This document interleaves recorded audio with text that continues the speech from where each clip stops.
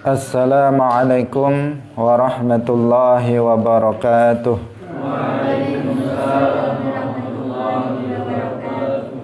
Alhamdulillahi rabbil alamin. Lahu ni'matu wa lahul fadlu wa lahul thana'ul hasan. Wassalawatullahil barrir rahim wal malaikatil muqarrabin ala sayyidina wa maulana Muhammadin wa ala alihi wa ashabihi tayyibin at-tahirin. Allahumma la sahla illa ma ja'altahu sahla wa anta taj'alul hazna idza syi'ta sahla. Allahumma arzuqna al-ikhlasa fin niyyati wal qawli wal amal wa ba'du. Ila Nabiyil Mustafa sallallahu alaihi wasallam wa ikhwanihi minal anbiya'i wal mursalin wa syuhada'i was salihin, khususan ila sultanil awliya Syekh Abdul Qadir Al-Jilani wa Syekh Ahmad Ar-Rifa'i wa Syekh Baha'iddin Naqsyabandi wa Syekh Abdullah Al-Harari wa ila arwahi muassisi jam'iyyati Nahdlatul Ulama Syekh Muhammad Hashim Ash'ari wa Syekh Bisri Sansuri wa Syekh Abdul Wahab Hasbuwah wa ila arwahi jami'i ahli al-qubur minal muslimin wal muslimat wal mu'minin wal mu'minat min masyariqil ardi ila magharibiha, khususan ila arwahi abaina wa ummahatina wa ajdadina wa jaddatina wa masyayikhina wa masyayikhi masyayikhina. Al-Fatihah. A'udzu billahi minasy syaithanir rajim. Bismillahirrahmanirrahim. Alhamdulillahi rabbil alamin. Ar-Rahmanir Rahim. Maliki yaumiddin. Iyyaka na'budu wa iyyaka nasta'in. Ihdinas siratal mustaqim. Siratal ladzina an'amta 'alaihim ghairil maghdubi 'alaihim waladdallin. Amin. Kita baca dulu nazam 1 sampai 10. Wahid, isnani, thalatha.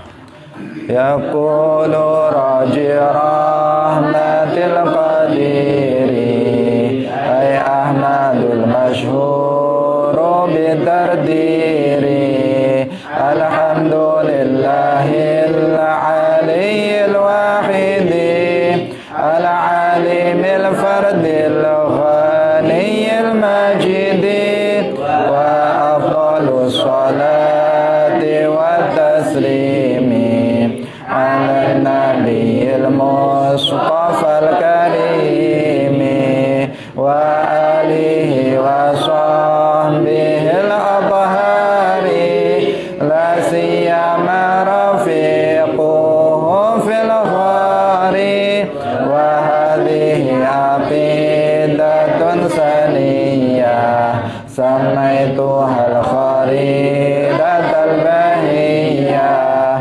latifatun saghiratun fil hajmi lakinnaha kabiratun fil ilmi takfika ilman in turid an taktafi li'annaha bizubatatil fanni tafi wallaha arju fi qabulil amali wa naf'a minha thumma ghafra zalali aqsamu hukmil aqli la mahala hiyal wujubu thumma al-istihala thumma al-jawazu salithul aqsami fafhamun ihtalazzatal afhami. Hadirin hadirat kaum muslimin muslimat, pemirsa Madu TV rahimakumullah. Alhamdulillah, Pagi hari ini Allah Subhanahu wa Ta'ala kembali melimpahkan nikmat-nikmatnya, taufiknya kepada kita semuanya, sehingga kita bisa kembali bersama-sama dalam majelis kebaikan, yaitu majelis ilmuddin. Semoga Allah Subhanahu wa Ta'ala menerima amal soleh yang kita lakukan dan memberikan balasan nanti di akhirat berupa pahala yang sempurna. Amin ya rabbal alamin. Salawat dan salam semoga tetap terlimpahkan, tercurahkan kepada Nabi Agung Nabi Muhammad sallallahu alaihi wasallam, para sahabatnya, keluarganya, serta seluruh umat Islam yang mengikuti beliau ila yaumil qiyamah. Hadirin hadirat rahimakumullah, jangan lupa untuk mengikhlaskan niat kita lillahi ta'ala. Kita hadir dalam majelis ilmu ini, thalabul ilmi, untuk mendapatkan ridha dari Allah Subhanahu wa ta'ala. Pada pagi hari ini kita akan melanjutkan pengajian kita dalam kitab Al-Kharidatul Bahiyah. Kita telah baca nazam yang pertama dari kitab ini. Hari ini kita akan baca nazam yang kedua. Qala al-muallif rahimahullahu ta'ala, alhamdulillahil aliyyil wahidi al-alimil fardil ghaniyil majidi. Alhamdu utawi sekabe puji iku lillahi ketuwe Allah, al-aliyyi zat kang maha luhur, al-wahidi zat kang ora ana sekutu, zat kang ora ana sekutune, al-alimi zat kang ngudanani, al-fardi zat kang ora ana sekutune, al-ghani zat kang sugih kang ora butuh maring makhluke, al-majidi zat kang agung kekuasaane. Hadirin hadirat rahimakumullah, kemarin telah kita jelaskan sebagai pembuka, yaitu tentang pentingnya ilmu tauhid atau yang disebut dengan ilmu kalam atau ilmu aqidah atau ilmu usuluddin. Karena kitab ini berbicara tentang ilmu tersebut, yaitu tentang ilmu tauhid. Di awal al-muallif, yaitu Syekh Ahmad Ad-Dardir, yang terkenal dengan Ad-Dardir, beliau menyatakan bahwa beliau adalah orang yang raji rahmatil qadir. Beliau adalah orang yang mengharapkan rahmat Allah Subhanahu wa ta'ala. Demikian juga kita semuanya mengharapkan rahmat Allah Subhanahu wa ta'ala, terutama rahmat nanti di akhirat. Rahmat keselamatan, kebahagiaan nanti di akhirat. Karena kita mengetahui bahwa rahmat Allah Subhanahu wa ta'ala di dunia ini diberikan bukan hanya kepada seorang muslim saja, tetapi diberikan kepada semua makhluknya. Semua manusia di dunia ini, apakah dia kafir ataukah muslim, mukmin atau kafir, apakah dia itu taat atau tidak taat, bermaksiat, semuanya mendapatkan rahmat dari Allah Subhanahu wa ta'ala. Orang yang kafir, dia juga mendapatkan nikmat kehidupan, nikmat udara, nikmat sehat, nikmat rizki, harta benda, dan seterusnya. Demikian juga orang-orang yang mukmin juga mendapatkan nikmat-nikmat tersebut, yang semuanya itu adalah rahmat dari Allah Subhanahu wa ta'ala. Tetapi rahmat Allah nanti di akhirat itu hanya untuk orang yang beriman saja, hanya untuk orang yang muslim saja. Orang yang kafir, mereka akan diazab di dalam neraka, dan tidak sedikit pun mereka mendapatkan rahmat dari Allah Subhanahu wa ta'ala. Dalam Al-Quran disebutkan, wa rahmati wasi'at kulla syai' fasa'aktubuha lilladzina yattaqun. Wa rahmati wasi'at kulla syai', dan rahmatku di dunia ini wasi'at, meluas atau akan diberikan kepada segala sesuatu. Artinya kepada siapa saja, mukmin, kafir, diberikan rahmat di dunia ini. Mendapatkan nikmat-nikmat dari Allah Subhanahu wa ta'ala. Fasa'aktubuha lilladzina yattaqun ay sa'akhussuha. Rahmat itu akan aku khususkan. Rahmat itu akan aku khususkan lilladzina yattaqun, untuk orang-orang yang beriman. Yattaqun di sini artinya alladzina yattaquna anil kufur, mereka yang menjaga diri dari kekufuran, artinya mereka adalah orang-orang yang beriman. Orang yang beriman nanti akan mendapatkan rahmah yang khusus di akhirat, dan rahmat itu adalah rahmat berupa terbebas dari api neraka, berupa masuk ke dalam surga dan mendapatkan kenikmatan-kenikmatan surga yang abadi. Hadirin hadirat rahimakumullah, rahmat yang terbesar yang diberikan oleh Allah kepada umat manusia di dunia ini adalah rahmat Islam, adalah rahmat Islam. Rahmat iman, ini merupakan rahmat yang terbesar. Ketika seseorang dikatakan dia masuk ke dalam agama Islam, maka dia telah mendapatkan rahmat teragung, yaitu karena dengan Islam seseorang akan mendapatkan keselamatan dan kebahagiaan nanti di akhirat. Hadirin hadirat rahimakumullah, sehingga kita sering mengatakan Islam itu adalah rahmatan lil alamin. Islam itu adalah rahmah bagi bagi alam semesta ini. Kenapa dikatakan Islam adalah rahmatan lil alamin? Karena dengan seseorang masuk ke dalam agama Islam, maka dia akan mendapatkan keselamatan nanti di akhirat.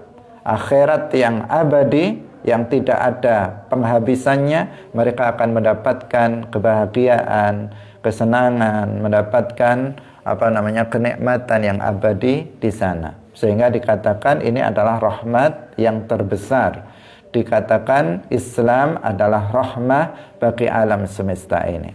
Dan Islam itu Nabi Muhammad sallallahu alaihi wasallam yang membawanya. Kita mengenal Islam karena Nabi Muhammad sallallahu alaihi wasallam. Sehingga dikatakan di dalam Al-Qur'an, "Wa ma arsalnaka illa rahmatan lil alamin." Wa ma arsalnaka, tidaklah kami Allah mengutus kamu wahai Muhammad illa rahmatan lil alamin, kecuali untuk menjadi rahmat bagi alam semesta ini. Itu maknanya, bahwa karena Nabi Muhammad membawa Islam, dan Islam adalah rahmat terbesar bagi manusia, karena dengannya manusia akan mendapatkan keselamatan, maka Islam Nabi Muhammad adalah rahmat bagi alam semesta ini. Nabi Muhammad adalah rahmat bagi alam semesta ini karena beliau membawa Islam, memperkenalkan Islam yang sebagai kunci penyelamat bagi umat manusia. Hadirin hadirat rahimakumullah. Dan ini tidak bertentangan. Ini tidak bertentangan dengan bahwa dalam Islam ada perang. Pada zaman Nabi ada perang Badar, ada perang Uhud, dan ada perang-perang yang lainnya. Itu tidak bertentangan dengan bahwa Islam adalah rahmat bagi alam semesta. Itu tidak bertentangan dengan bahwa Muhammad adalah rahmat bagi alam semesta ini. Tidak bertentangan. Kenapa? Karena adanya perang dalam Islam adalah dalam rangka menjadi penyebab bagi umat manusia untuk bisa mendapatkan rahmat yang terbesar ini. Sebagian ada orang raja yang zalim yang mereka menghalang-halangi umatnya, menghalang-halangi rakyatnya untuk masuk Islam. Ketika raja yang zalim, yang kafir itu diperangi sehingga terkalahkan, maka kemudian rahmat Islam semakin meluas kepada seluruh umat manusia. Maka Islam datang sebagai rahmat karena dia menyelamatkan umat manusia dari kekekalan di dalam neraka dan sebaliknya memasukkan mereka dalam rahmat yang sesungguhnya, rahmat yang abadi, nikmat yang selama-lamanya, yaitu yang berada di dalam surga. Hadirin hadirat yang dirahmati oleh Allah, inilah makna bahwa Islam itu adalah rahmat. Ini adalah makna bahwasanya Nabi Muhammad SAW datang sebagai rahmat bagi alam semesta. Bukan artinya bahwa Islam sebagai rahmat artinya menganggap bahwa semua agama itu benar. Tidak seperti itu. Tetapi Islam sebagai rahmat, karena Islam bagi siapa saja yang memeluknya, dia akan mendapatkan kebahagiaan, kenikmatan, keselamatan nanti di akhirat. Hadirin hadirat yang dirahmati oleh Allah Subhanahu wa taala. Dalam sebuah hadis yang sering kita sebutkan, ada seseorang yang di saat peperangan datang kepada Rasulullah sallallahu alaihi wasallam. Kemudian orang ini masih kafir, orang ini bertanya kepada Nabi, "Ya Rasulullah, uqatilu au uslimu?" Aku langsung ikut perang saja, membela Islam, atau saya masuk Islam terlebih dahulu? Kemudian Rasulullah sallallahu alaihi wasallam menjawab, "Aslim thumma qatil." Kamu masuklah Islam dulu, kemudian baru kamu berperanglah. Kemudian kemudian fa'aslama.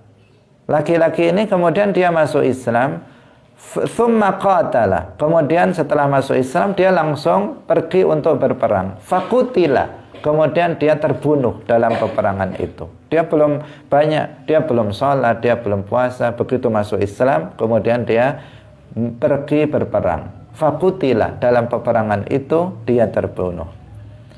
Apa sabda Rasulullah sallallahu alaihi wasallam tentang laki-laki ini? Rasulullah bersabda, "Amila qalilan wa ujira katsiran." Amila qalilan wa ujira katsiran. Amila qalilan, dia beramal sedikit karena dia baru masuk Islam langsung perang. Amila qalilan, dia masih beramal sedikit dengan amal yang sedikit. Tetapi apa? Wa ujira katsiran, dan dia diberi pahala yang banyak. Kenapa demikian? Karena dia telah masuk Islam. Seandainya tadi dia tidak mendapatkan taufik, hidayah dari Allah, dia langsung membela Islam tanpa masuk Islam terlebih dahulu. Seandainya dia tidak bertanya kepada Nabi, dia tidak bertanya langsung pergi perang, dan kemudian terbunuh dalam peperangan itu, maka dia tidak akan mendapatkan sedikit pun dari pahala. Tetapi karena dia kemudian bertanya kepada Nabi, dan Nabi memerintahkan dia untuk masuk Islam sebelum berperang, maka dengan Islam dia mendapatkan pahala yang besar di akhirat. Dia akan mendapatkan keselamatan nanti di akhirat. Hadirin hadirat yang dirahmati oleh Allah Subhanahu wa ta'ala. Ini yang disampaikan oleh Al-Muallif Syekh Ahmad Ad-Dardir. Beliau mengatakan bahwa aku ini adalah orang yang mengharapkan rahmat dari Allah Subhanahu wa ta'ala. Demikian juga kita semuanya. Kita semuanya mengharapkan rahmat dari Allah Subhanahu wa ta'ala di dunia ini, dengan demikian juga nanti di akhirat. Rahmat terbesar yaitu berupa Islam, semoga tetap ada pada diri kita sampai dengan akhir hayat kita. Al-Qadiri adalah Allah Subhanahu wa ta'ala yang dimaksud. Rahmatil Qadiri yang dimaksud adalah orang yang mengharap rahmat Allah. Karena Al-Qadir artinya zat yang bersifatan dengan sifat kudrah at-tammah, zat yang bersifatan dengan sifat kuasa yang sempurna, yaitu Allah Subhanahu wa ta'ala. Dengan sifat kudrahnya itu, Allah Subhanahu wa ta'ala menciptakan makhluk, mengadakan makhluk, dan juga meniadakan makhluk. Allah Al-Qadir. Ketika disebut Rahmatil Qadir, maka yang dimaksud adalah rahmat Allah Subhanahu wa ta'ala. Beliau mengatakan, Alhamdulillahil aliyyil wahidi al-alimil fardil ghaniyil majidi. Di awal kitabnya beliau memulainya dengan membaca hamdalah. Membaca hamdalah. Dan ini adalah tradisi dari para ulama. Tradisi dari para ulama musannifin, muallifin. Mereka para ulama yang mengarang kitab selalu memulainya dengan hamdalah. Agar pertama untuk mengikuti Al-Quran. Karena Al-Quran itu dimulai dengan hamdalah. Basmalah kemudian hamdalah. Maka untuk iqtidaan bil kitab, dalam rangka untuk mengikuti Al-Quran, maka beliau pun memulainya dengan hamdalah. Alhamdulillah. Kemudian selain itu juga ada sebuah hadis yang menyatakan bahwa kullu amrin dzibalin la yubda'u bil hamdalah fahuwa aqta' ay qalilul barakah. Setiap perkara yang bagus yang dalam Islam itu mendapatkan perhatian secara khusus, kalau itu tidak dimulai dengan hamdalah fahuwa aqta', maka dia sedikit barokahnya.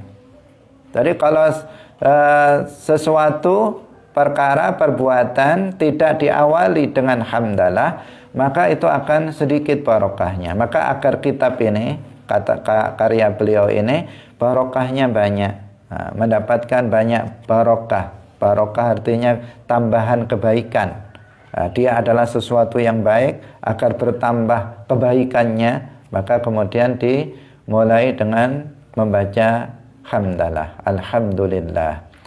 Dan terbukti bahwa kitab Al-Kharidatul Bahiyah ini kitab yang mubarak, kitab yang mendapatkan keberkahan.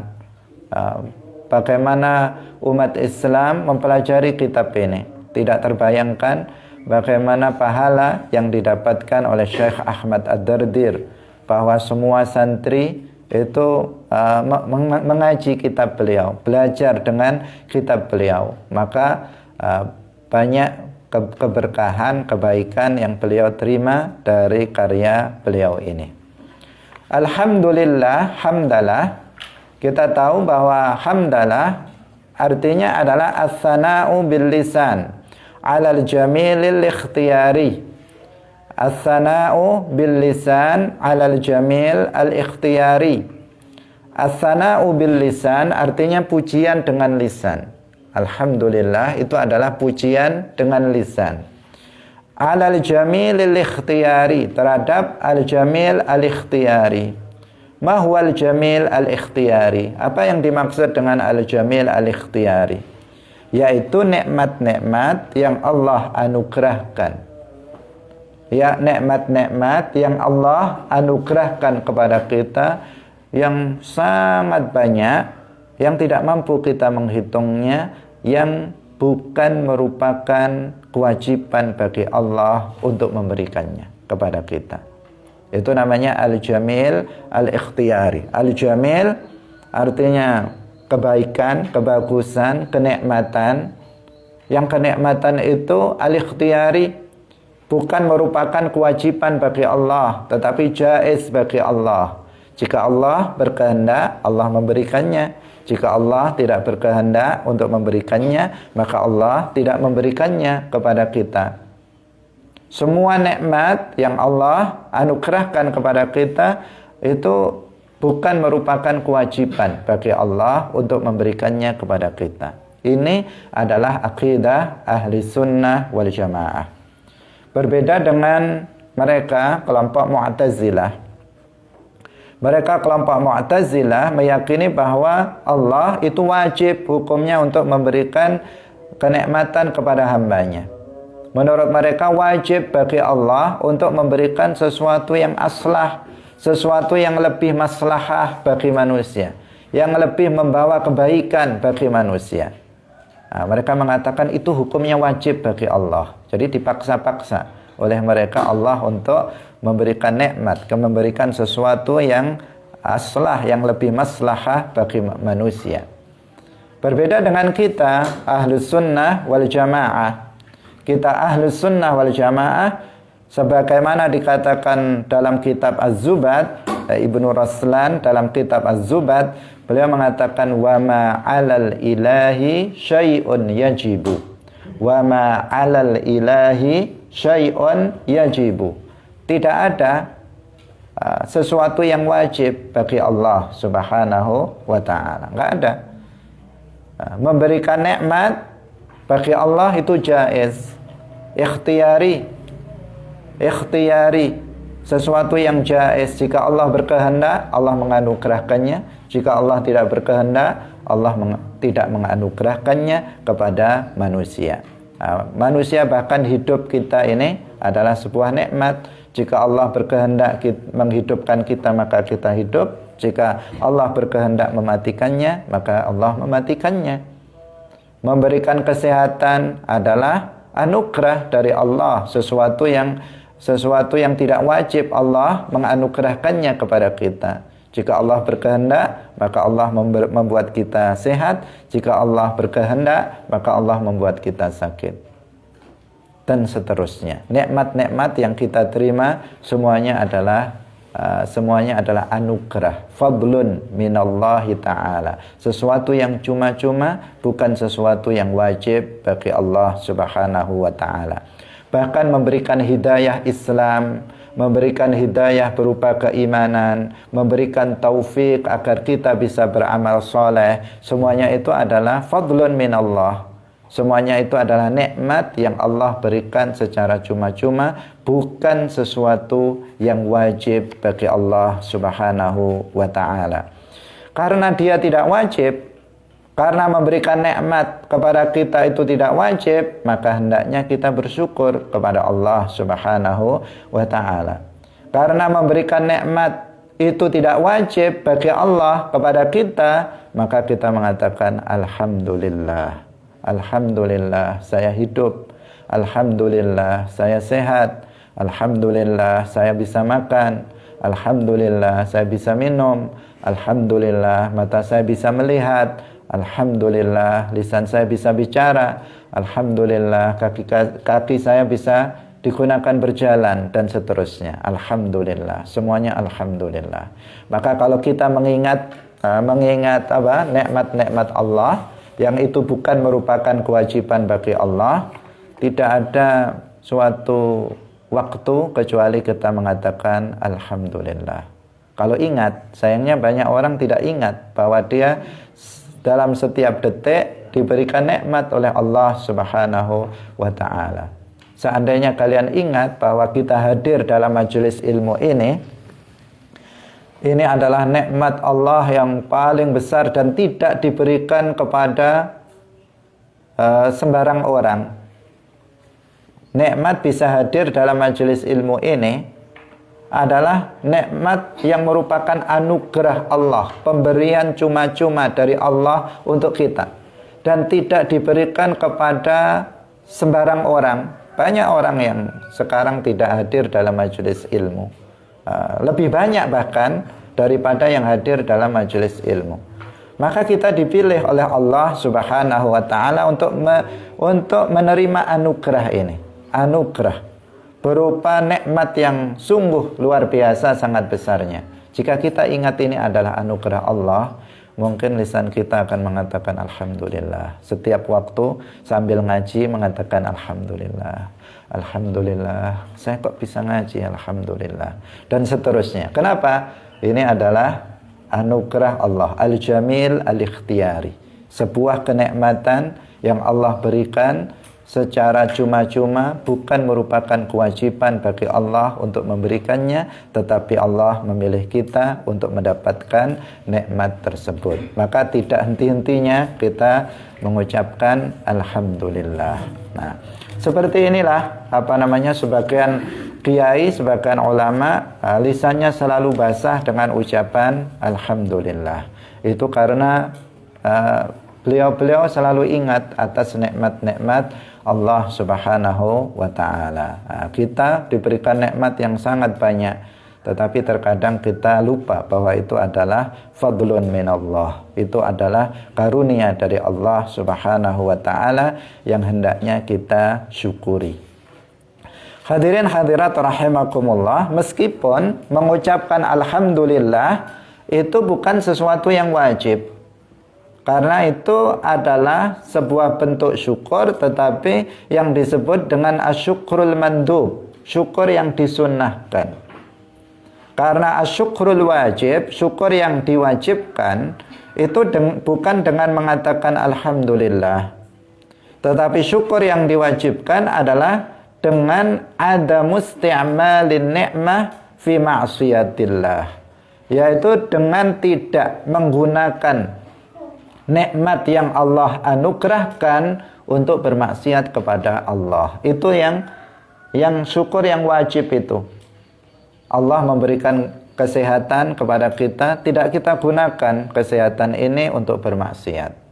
Allah memberikan nikmat mata, bisa melihat, maka tidak kita gunakan untuk melihat yang maksiat.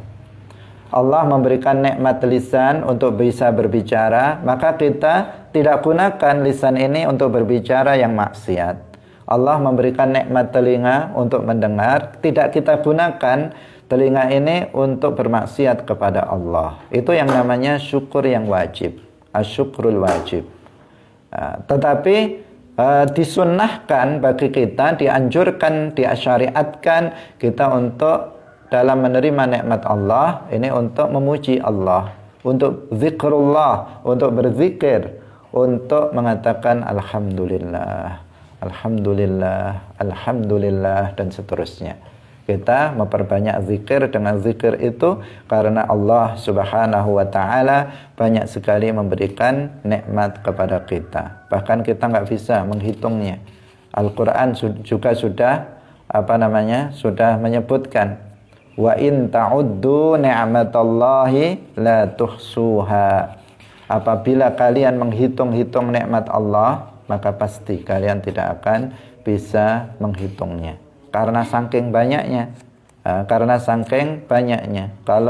Kalau kita bisa menghitungnya dengan jari, artinya masih sedikit. Tetapi kita nggak bisa menghitungnya karena saking banyaknya nikmat Allah subhanahu wa ta'ala. Kalau dipikir-pikir, kalau seseorang mau merenung, kalau seseorang mau berpikir tentang apa yang telah didapat dari Allah subhanahu wa ta'ala, maka seperti yang tadi kita katakan, tidak henti-hentinya dia mengatakan alhamdulillah, bersyukur kepada Allah subhanahu wa ta'ala. Kemudian dalam nazam ini, di awal kitab ini, al-muallif Asy-Syaikh Ahmad Dardir, beliau menyebutkan nama-nama Allah. Beliau menyebutkan nama-nama Allah yang dikenal dengan al-asma al-husna. Al-asma ad-dallah 'alal kamal. Al-asmaul husna artinya al-asma ad-dallatu 'alal kamal, yaitu nama-nama yang menunjukkan kesempurnaan bagi Allah. Jadi al-asmaul husna artinya nama-nama Allah yang menunjukkan kesempurnaan bagi Allah. Semua nama-nama Allah itu menunjukkan sifat kesempurnaan bagi Allah subhanahu wa ta'ala. Beliau al-muallif menyebutkan beberapa nama-nama Allah. Di antaranya yang pertama lafzul jalalah Allah, alhamdulillah. Lafzul jalalah Allah, ini adalah al-ismul a'zam, nama Allah yang agung, yang maknanya Allah artinya adalah ismun lidzatil muqaddas, nama bagi zat yang maha suci yang tidak serupa dengan makhluknya. Atau Allah artinya adalah zat yang memiliki sifat ketuhanan, man lahul ilahiyah, zat yang memiliki sifat ketuhanan, al-ilahiyah. Sifat ketuhanan itu apa? Sifat ketuhanan adalah sifat yaitu sifat kekuasaan untuk menciptakan makhluk dari tiada menjadi ada. Itu namanya apa? Sifat ketuhanan. Jadi man lahu al-ilahiyah. Allah maknanya man lahul ilahiyah, zat yang memiliki sifat ketuhanan. Apa artinya al-ilahiyah? Yaitu sifat al-qudrah, sifat kemampuan al-qudrah, kemampuan atau kekuasaan untuk menciptakan makhluk dari tiada menjadi ada. Itu namanya al-ilahiyah. Al-qudrah ala al-ikhtira', kekuasaan untuk menciptakan makhluk dari tiada menjadi ada. Itulah yang dimaksud dengan sifat al-ilahiyah. Sehingga dahulu pernah kita sampaikan, sebagian ulama seperti al-Imam Abul Hasan al-Ash'ari, Imamul Huda, Imam Ahli Sunnah wal Jamaah, ketika memaknai la ilaha illallah dimaknai la khaliqa illallah. Karena al-ilahiyah artinya adalah al-qudrah al-ikhtira', yaitu kekuasaan untuk menciptakan dari tiada menjadi ada. Nah, ini tidak kita jelaskan secara panjang lebar karena sudah kita jelaskan dalam pelajaran sebelumnya. Kemudian al-aliyyi, Allah adalah al-ali. Al-ali di sini bukan artinya zat yang berada di tempat yang tinggi atau zat yang berada di atas. Karena secara bahasa makna dasarnya itu dikatakan al-ali artinya yang maha tinggi. Yang tinggi di sini bukan tinggi dari sisi tempatnya atau dari sisi arahnya. Bukan artinya bahwa Allah itu berada di atas langit. Bukan artinya Allah itu berada di atas arsy. Bukan artinya Allah itu berada di tempat yang sangat tinggi sekali. Bukan artinya seperti itu.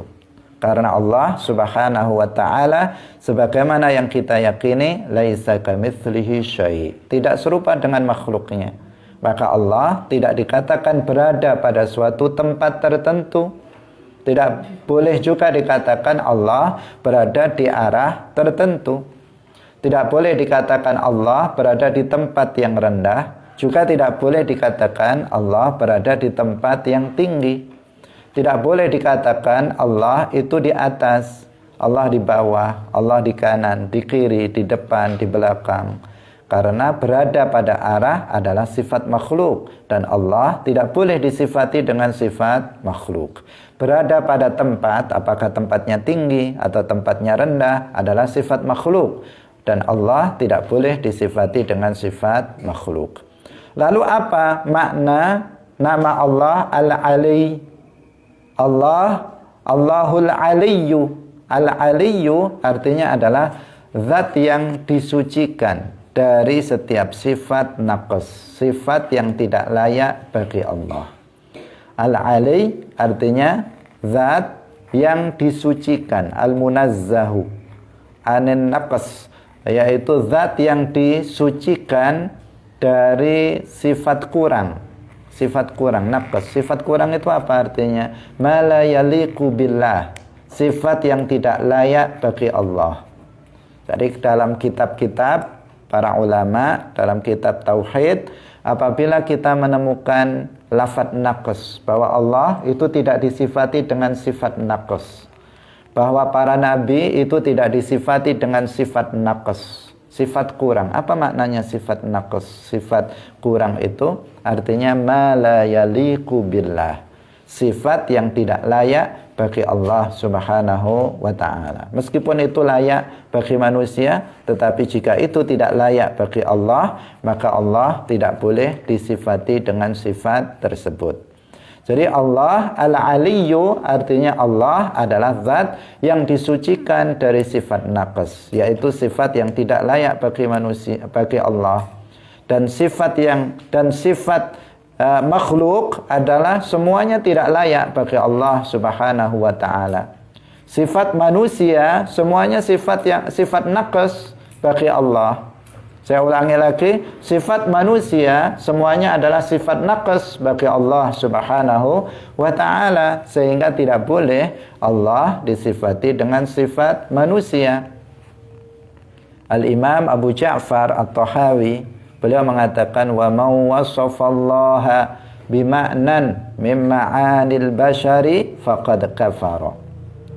Wa man wasafallaha, barang siapa yang mensifati Allah dengan satu sifat saja, mimma'anil basyari, dari sifat-sifat manusia. Satu saja seseorang mensifati Allah dengan sifat manusia, faqad kafara, maka dia telah jatuh kepada kekufuran. Kenapa? Karena sifatul basyar, sifat manusia adalah sifat naqs bagi Allah, sifat yang tidak layak bagi Allah Subhanahu wa ta'ala, sehingga tidak boleh Allah disifati dengan sifat-sifat tersebut. Karena sifat-sifat manusia, sifat-sifat makhluk, semuanya hadisah, semuanya bermula, berakhiran, berubah-ubah. Dan sifat yang seperti itu tidak layak bagi Allah, karena sifatullah azaliyatun abadiyatun la tataghayyaru. Sifat yang azaliyah, tidak berpermulaan dan tidak berpenghabisan, serta tidak berubah-ubah. Dalam Al-Quran disebutkan walillahil matsalul a'la, dan bagi Allah sifat yang al-a'la. Al-a'la, apa artinya sifat al-a'la? Al-matsalul a'la, artinya sifat yang tidak seperti sifat makhluknya. Artinya sifat yang yang bukan sifat naqs, sifat yang menunjukkan kesempurnaan bagi Allah Subhanahu wa ta'ala, bukan sifat naqs, bukan sifat yang tidak layak bagi Allah Subhanahu wa ta'ala. Hadirin hadirat yang dirahmati oleh Allah Subhanahu wa ta'ala.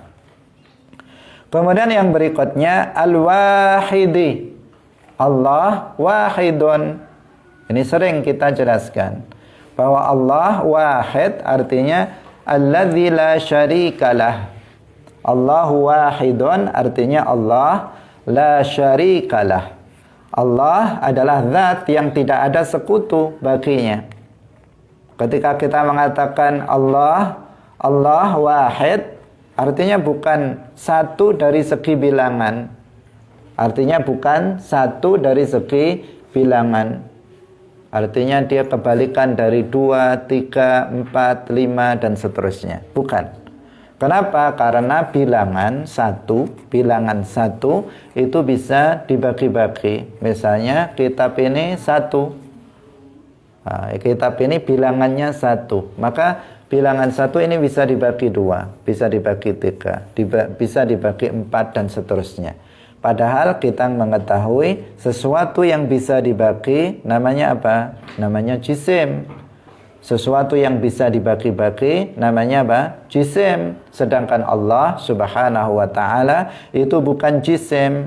Sehingga ketika dikatakan Allah wahid artinya bukan Allah bilangannya 1, tetapi artinya Allah itu tidak ada sekutu baginya.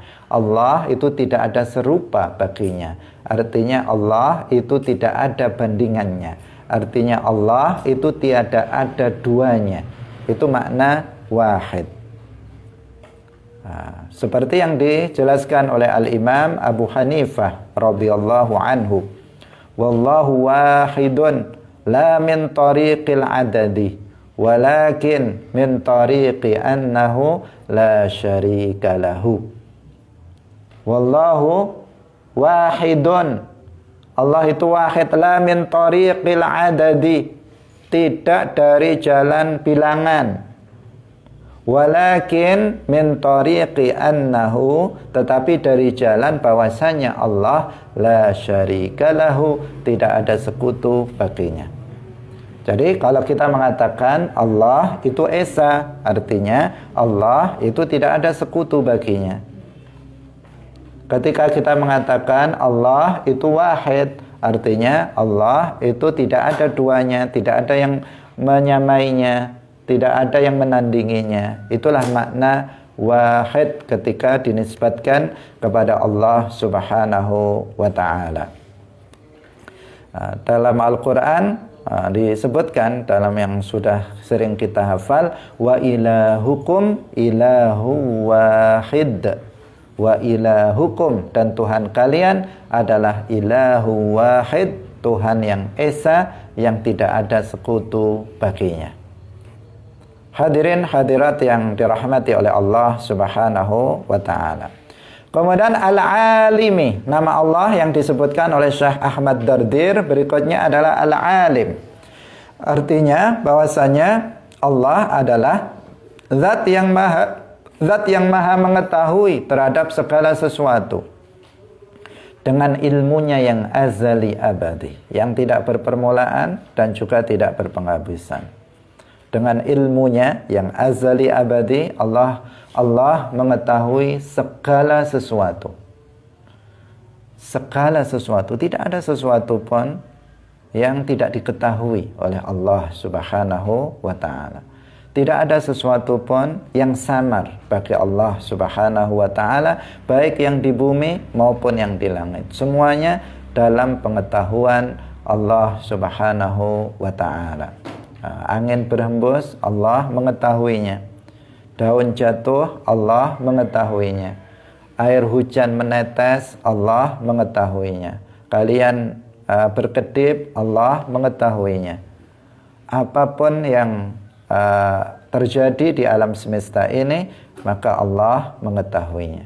Apa yang terdetak dalam hati kita, Allah mengetahuinya. Bagaimana tidak mengetahuinya, sedangkan Dia adalah penciptanya. Dia yang menciptakan detak jantung, Dia yang menciptakan detik hati, Dia yang menciptakan kedipan mata, Dia yang menciptakan jatuhnya dedaunan, Dia yang menciptakan jatuhnya air hujan. Dia yang menciptakan, maka Dia mengetahui semuanya. Sangat berbeda dengan makhluknya yang hanya mengetahui sedikit sekali dari sesuatu, itu pun karena Allah Subhanahu wa taala memberikan pengetahuan kepada kita. Allah memberikan anugerah mata untuk bisa melihat, telinga untuk bisa mendengar, perasa untuk kita bisa merasakan sesuatu. Dengan itu kita mengetahui sebagian kecil dari sesuatu yang terjadi. Hadirin hadirat rahimakumullah. Al-Alim, dalam Al-Quran sangat banyak sekali yang menjelaskan tentang bahwa Allah itu alim. Dalam diantaranya wallahu sami'un alim, ahata bikulli syai'in ilma, wa huwa bikulli syai'in alim, dan seterusnya. Banyak sekali ayat maupun hadis yang menunjukkan bahwa di antara nama-nama Allah adalah Al-Alim atau Al-Alim. Al-Alim dan Al-Alim. Keduanya adalah di antara nama-nama Allah Subhanahu wa taala. Kemudian Al-Fardi. Al-Fardi juga di antara nama Allah. Tetapi Al-Fardi di sini maknanya sama dengan Al-Wahid. Para ulama mengatakan makna Al-Fard, nama Allah Al-Fard, Al-Fardus Samad, Al-Fardu adalah nama Allah, maknanya sama dengan Al-Wahid. Berarti Al-Fardu artinya adalah alladzi la syarikalah, zat yang tidak ada sekutu baginya, baik zatnya, sifat-sifatnya, perbuatannya. Zatullah itu wahidun, artinya zat Allah tidak serupa dengan zat makhluknya. Sifatullah itu juga tidak serupa dengan sifat makhluknya, wahidah. Zatullah wahid, sifatullah wahidah, kemudian fi'lullah wahid, artinya perbuatan Allah juga tidak serupa dengan perbuatan makhluknya, karena Allah Subhanahu wa ta'ala adalah pencipta perbuatan makhluknya. Kemudian yang berikutnya, nama Allah yang berikutnya yang disebutkan oleh Syekh Ahmad Ad-Dardir adalah Al-Ghani. Al-Ghani artinya yang maha kaya. Kaya itu artinya tidak butuh kepada yang lain. Al-Ghani artinya Allah adalah zat yang tidak membutuhkan kepada lainnya. Allah yang menciptakan manusia sama sekali nggak butuh sama manusia. Allah yang menciptakan malaikat sama sekali tidak butuh kepada malaikat. Allah yang menciptakan langit tidak butuh sama sekali kepada langit. Allah yang menciptakan bumi sama sekali Allah tidak membutuhkan kepada bumi. Allah yang menciptakan arasy. Allah sama sekali tidak butuh sama arasy. Allah yang menciptakan tempat. Allah sama sekali tidak membutuhkan kepada tempat. Allah yang menciptakan alam semesta ini, maka Allah tidak membutuhkan kepada alam semesta ini. Allahul Ghani. Allahul Ghaniyyu. Allah adalah zat yang maha kaya, tidak membutuhkan kepada makhluknya. Ketika sebagian manusia di dunia ini dikatakan dia ghaniyun, hadar rajulun ghani, laki-laki ini adalah orang yang kaya, artinya bukan tidak butuh kepada makhluknya. Berbeda ketika dinisbatkan kepada makhluk, karena nggak ada manusia yang tidak butuh kepada selainnya. Semua manusia membutuhkan, bahkan manusia itu ada, dia membutuhkan kepada yang mengadakannya, yaitu Allah Subhanahu wa ta'ala. Sekaya-kayanya orang, misalnya duitnya banyak sekali, maka dia butuh kepada yang lainnya. Meskipun tanahnya misalnya berapa ratus atau juta hektar, maka dia butuh kepada selainnya. Tidak ada manusia yang nggak butuh kepada selainnya.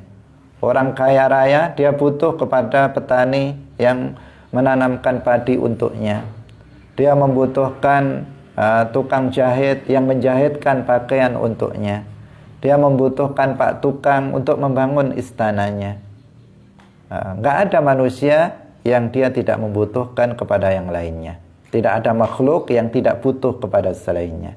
Hanya Allah Al-Khaliq yang tidak butuh kepada sedikit pun dari makhluknya. Allah tidak membutuhkan kepada apapun, kepada apapun selainnya. Sehingga dikatakan bahwa Allah Al-Ghani wa antumul fuqara, sedangkan kalian makhluk semuanya itu adalah orang-orang atau yang membutuhkan kepada Allah Subhanahu wa ta'ala. Fa innallaha ghaniyyun 'anil 'alamin. Dalam ayat yang lain disebutkan lahu ma fis samawati wa ma fil ardi wa innallaha lahuwal ghaniyyul hamid. Bagi Allah apa yang ada di bumi ini dan apa yang ada di langit. Wa innallaha, dan sesungguhnya Allah benar-benar dia adalah zat yang maha kaya yang tidak membutuhkan kepada makhluknya. Yang terakhir, Al-Majidi. Nama Allah yang disebutkan yang terakhir oleh muallif Syekh Ahmad Ad-Dardir adalah Al-Majid. Al-Majidu.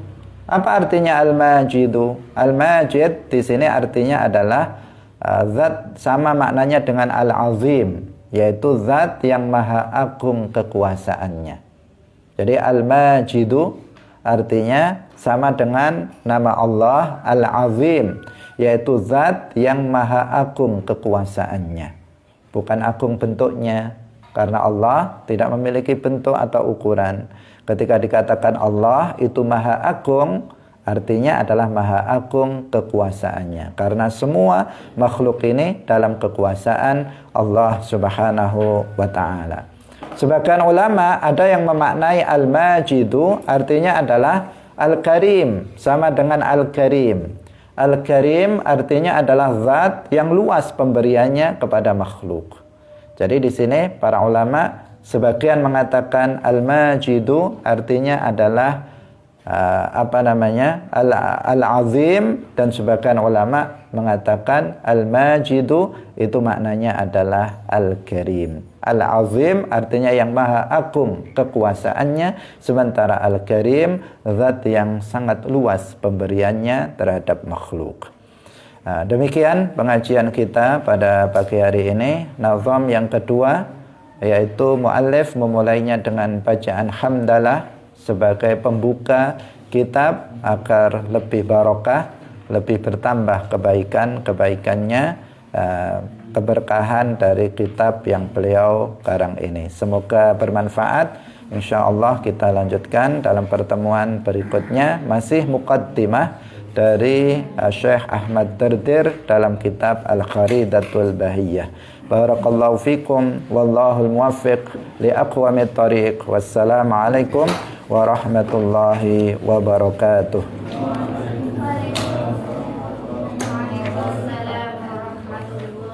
La ilaha illallah. Allahumma salli ala sayyidina Muhammad wa ala alihi wa sahbihi wa sallim.